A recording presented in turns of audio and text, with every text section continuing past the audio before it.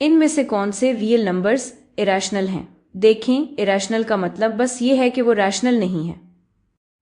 اس کا مطلب یہ ہے کہ آپ اسے دو انٹیجرز کے ریشو کی صورت میں ظاہر نہیں کر سکتے۔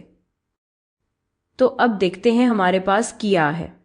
یہاں ہمارے پاس 8 کا اسکوائر روٹ بٹا 2 ہے۔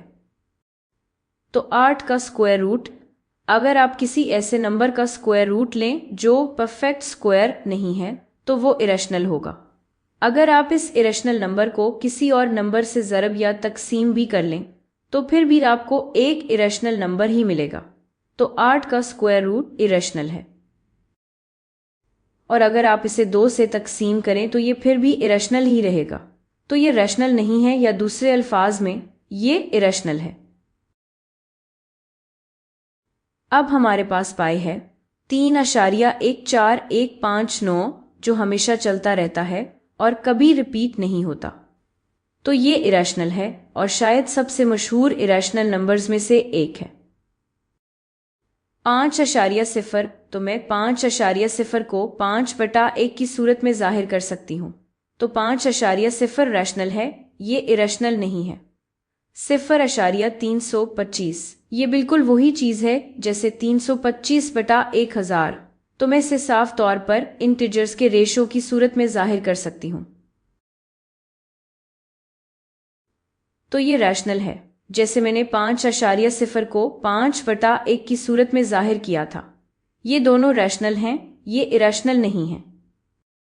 یہاں میرے پاس 7.777 ہے اور یہ ہمیشہ چلتا رہتا ہے۔ اور اسے ظاہر کرنے کا طریقہ یہ ہے کہ آپ بس یہ ڈاٹس لگا دیں جو بتاتے ہیں کہ 7s چلتے رہتے ہیں، یا آپ کہہ سکتے ہیں 7.7، اور یہ لائن دکھاتی ہے کہ 7 والا حصہ یعنی دوسرا 7 ہمیشہ ریپیٹ ہوتا رہتا ہے۔ اب اگر آپ کے پاس ریپیٹنگ ڈیسیمل ہو تو دوسری ویڈیوز میں ہم اسے حل بھی کریں گے، یعنی انہیں فریکشنز میں تبدیل کریں گے۔ لیکن ریپیٹنگ ڈیسیمل کو بھی دو انٹیجرز کے ریشو کی صورت میں ظاہر کیا جا سکتا ہے، جیسے کہ 1/3 برابر ہے 0.333 کے، جو ہمیشہ چلتا رہتا ہے، یا میں یوں بھی کہہ سکتی ہوں 0.3 ریپیٹنگ۔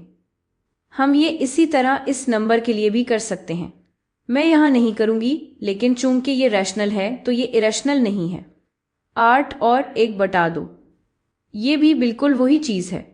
8 اور 1/2 بالکل 17/2 کے برابر ہے، تو یہ صاف طور پر ریشنل ہے۔ تو صرف پہلے دو نمبرز ہی irrational ہیں جو یہاں سب سے اوپر ہیں۔